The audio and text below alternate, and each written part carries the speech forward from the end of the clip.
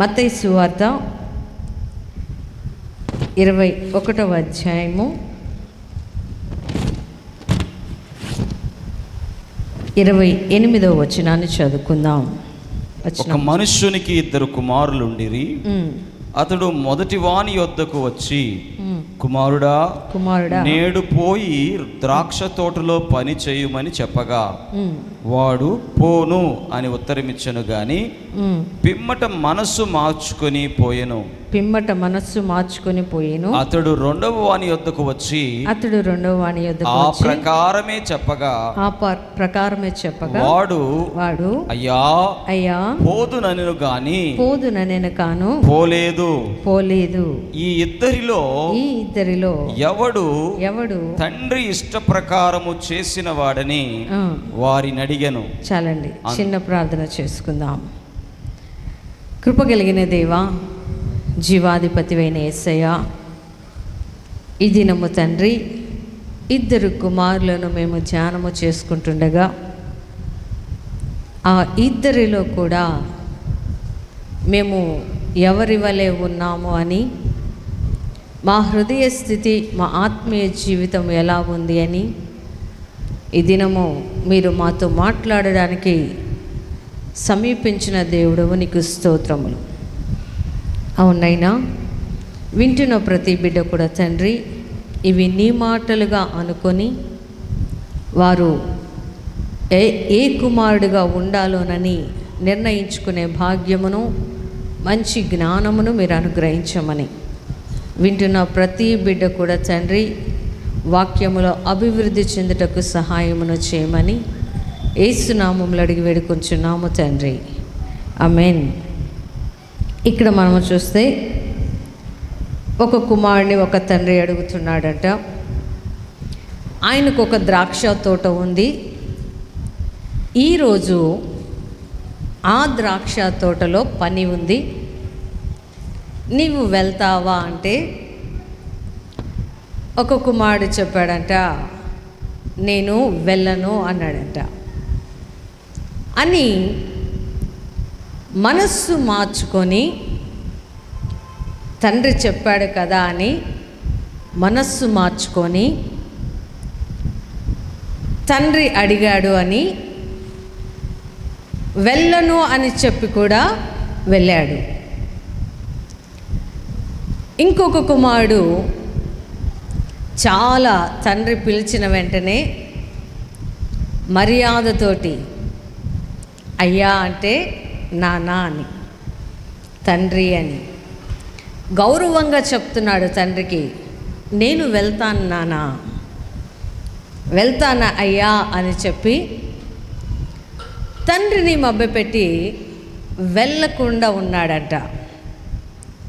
అయితే ఈరోజు ఈ 2 కుమారులను గురించి మనము ధ్యానము చేసుకోవడానికి ఒక్కొక్కసారి మన జీవితము కూడా దేవుని దగ్గర ఇలానే ఉంటుంది. పని చేస్తాను అన్నవాడు చెయ్యడు, చెయ్యలేను అన్నవాళ్ళు చేస్తారు. అంటే చెయ్యలేను అని చెప్పిన వ్యక్తి మనుషుల దృష్టికి చెడ్డవాడిగా కనబడ్డా, తండ్రికి అప్పటికప్పుడు చెయ్యను అని చెప్పి తండ్రికి చెడ్డవాడుగా అయినా, అతను తండ్రి మాటని విన్నాడు, అది హృదయంలో పెట్టుకున్నాడు. ఆ పెట్టుకున్న మాటను బట్టి మనస్సు మార్చుకొని తండ్రి చెప్పిన పని జరిగిస్తాడు. అంటే ఈ కుమారుడు మొదటిగా తండ్రి దృష్టికి ఎలా కనపడ్డాడు? వీడు నా మాట వినడు, నేను చెప్పిన పని చెయ్యడు, నా మాటకి విధేయత చూపడు అని తండ్రికి మొదటిగా చెడ్డవాడుగా కనబడ్డాడు. కానీ ఈ చెడ్డవాడిగా కనబడిన ఈ వ్యక్తి మనస్సు మార్చుకొని మంచివాడిగా మారి ఆయన పని, తండ్రి చెప్పిన ద్రాక్ష తోటలో పనికి వెళ్ళాడు. హల్లెలూయా! ఈ మాటని యేసు ప్రభు ఇక్కడ ఎందుకు చెబుతూ ఉన్నాడు అంటే, ఒకరోజు యేసయ్య సమాజ మందిరములో నిలవబడి వాక్యమును బోధిస్తూ ఉన్నప్పుడు అక్కడ ప్రజల ప్రధానులు అనబడేవారు, ప్రధాన యాజకులు అనబడే ఒక గుంపు ఉంది. ఒకరేమో సమాజ మందిరంలోనికి వచ్చే ప్రజలకి దేవునిని గురించి, ఆయన రాజ్యమును గురించి మేము ప్రకటిస్తాము అని నిలవబడిన గుంపు ఒకరు. ప్రజలకి పెద్దలు అంటే సంఘము దాటిన తర్వాత, సంఘము చర్చిలో నుండి బయటికి వెళ్ళిన తర్వాత ఇశ్రాయేలు ప్రజలకి పెద్దలుగా నిర్ణయించబడిన వ్యక్తులు ఉన్నారు. వీరు ఇద్దరు కూడా యేసు ప్రభువు వాక్యమును బోధిస్తూ ఉన్నప్పుడు వీరు ఆయనను గురించి మాట్లాడుతున్నారు. నీవు ఏ అధికారముతో ఇలా మాట్లాడుతూ ఉన్నావు?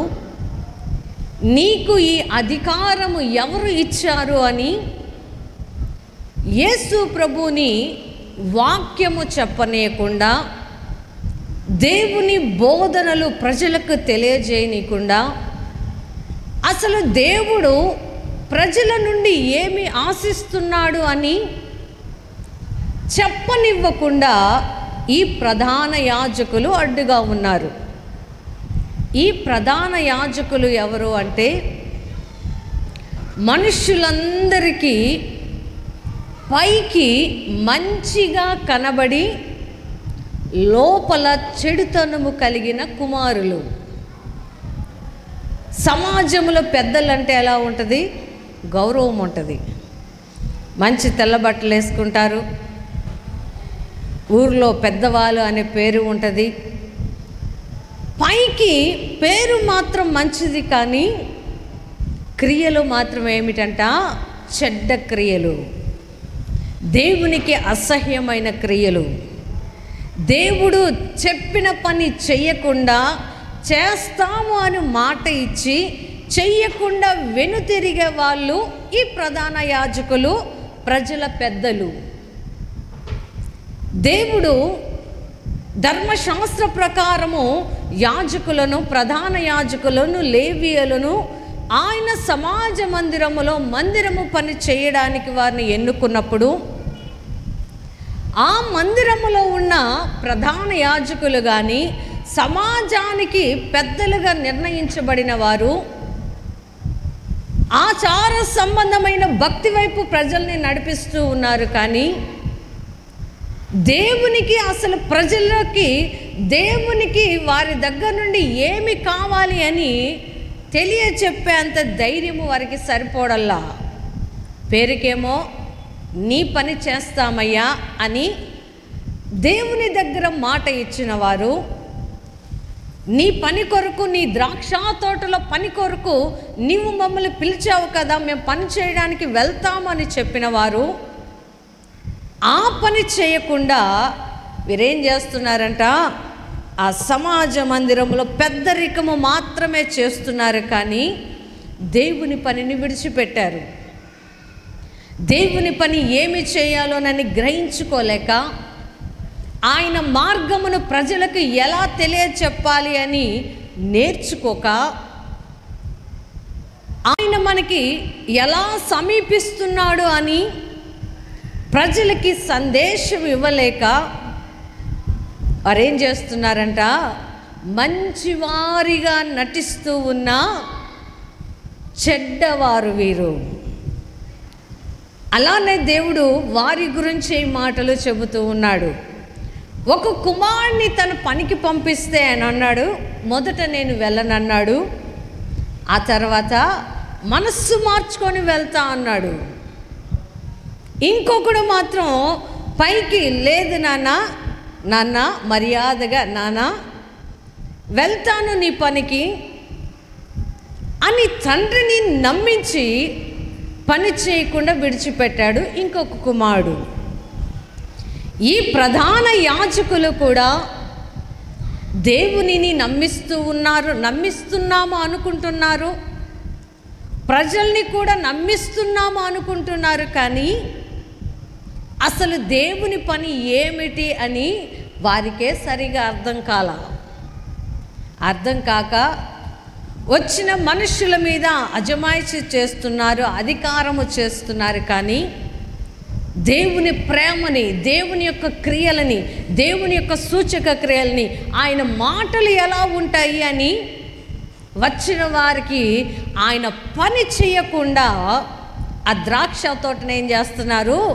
ఏ తెగులు వస్తున్నా, ఏ కష్టము వస్తున్నా, ఏ చీడ పురుగు వస్తున్నా, సమాజములకు ఎటువంటి పాపము వస్తున్నా, ప్రజల మీద ఎటువంటి శ్రమ వస్తున్నా, ఈ పెద్దలు ప్రధాన యాజకులు ఏం చేస్తున్నారంట?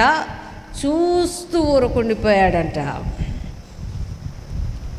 చూస్తూ వారి కొరటే చాలామంది మనుషులకి శరీర సంబంధమైనవి ఇవ్వడానికి ఇష్టపడి దేవుని వాక్యాన్ని పక్కన పెట్టినప్పుడు మనుషులకు మంచివారిగా కనబడతారు. మనుషులకి శరీర సంబంధమైన ఇవ్వకుండా ఆత్మ సంబంధమైన నేర్పిస్తున్నారు అనుకోండి, వాళ్ళు ఏమంటారు? చెడ్డవారు అంటారు. ఈరోజు సేవకులు ఈ మాట అనిపించుకుంటూ ఉంటారు.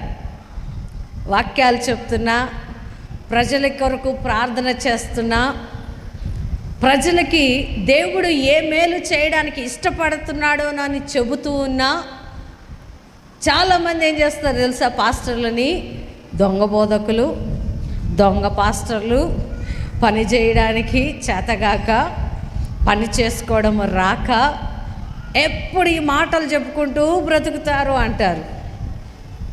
అదే బైబిల్ వాక్యాలు చెప్పకుండా వాళ్ళ కూర్చోబెట్టి శరీర సంబంధమైన అవసరాలు అంటే వారికి ఇష్టమైన మాటలు మాట్లాడుతున్నారు అనుకోండి, చెడ్డవాడిని కూడా మంచివారంటారు. ఈరోజు లోకము ఇలాంటి ఇద్దరు కుమారుల మధ్య వాక్యము నలిగిపోతూ ఉంది. మనుషులకు మంచిగా కనబడేవారు యేసు ప్రభువుని దూషిస్తూ ఉంటారు, మనుషులకి చెడ్డగా కనబడేవారు దేవుని నామమును మహిమపరుస్తూ ఉంటారు. గట్టిగా చప్పట్లు కొడదామండి. ఈరోజు దేవుడు అదే చెబుతూ ఉన్నాడు. నీవు మనుషుల దృష్టిలో మంచివాడుగా కనబడాలి అని నా ద్రాక్ష తోటలో పని చేయడానికి రావా? మనుషుల దృష్టిలో చెడ్డవాడుగా అనిపించుకుంటూ నా ద్రాక్ష తోటలో పని చేస్తావా అని ఈరోజు దేవుడు మనల్ని అదే ప్రశ్నిస్తూ ఉన్నాడు. మన స్నేహితులకి మనము యేసు ప్రభువుని గురించి చెప్పనంత వరకు మనం మంచివారమే. మన స్నేహితులకి యేసు ప్రభు గురించి చెబుతూ ఉంటే వాళ్ళ దృష్టిలో మనం ఎలా కనబడతామంట? కులం తక్కువారిగాను, మతాలు మార్చేవారిమిగాను, కుటుంబాల్ని విడదీసేవారిమిగాను, మనుషుల మధ్యలో సమాజంలో తగాదాలు పెట్టేవారిగాను మనం ఎలా కనబడతాము? చెడ్డవారిగా కనబడతాము. అయితే ఈ చెడ్డవాడే మనస్సు మార్చుకుంటే ఏం చేస్తాడంట? దేవుని ద్రాక్ష తోటలో నిలబడతాడు. హల్లెలూయా! ఆ ద్రాక్ష తోటలో నిలబడి పని చేసిన వాడే పరలోకములో అందరికంటే ముందుగా ఉంటాడు. ఈ దినము నీవు దేవుని కొరకు ఏ పని చేయడానికైనా నిలబడినప్పుడు మనుషులందరూ దేవుని పని చేస్తున్నావు అని నిన్ను తృణీకారంగా మాట్లాడినా ఆ మాటలు నిన్నెక్కడికి తీసుకెళ్తాయంట? మనుషులందరికంటే ముందుగా పరలోకం తీసుకొని వెళ్తాయి. హల్లెలూయా! ఈ దినము దేవుడు ఇద్దరు కుమారులను గురించి మనకి తెలియచేశాడు. ఒక కుమారుడు ఎవరంట? మనుషులకి మంచిగా కనబడి దేవుని దృష్టిలో చెడుగా ఉన్నవాడు. దేవుని దగ్గర నేను చెయ్యలేనయ్య పని అని చెప్పి మనస్సు మార్చుకొని ఆయన ద్రాక్ష తోటలో పనికి వెళ్ళిన మంచి వ్యక్తి. ఈ ఇద్దరిలో మనము ఎవరిని పోలి ఉన్నామో, ఎవరిని పోలి నడుచుకోవాలో అని మనము దేవుని జ్ఞానము చేత వివేచించినప్పుడు పరలోక రాజ్యము మనకి దేవుడు అనుగ్రహిస్తానన్న ప్రదేశము. హల్లెలూయా. అట్టి కృపను దేవుడు మనకు దయచేయునుగాక.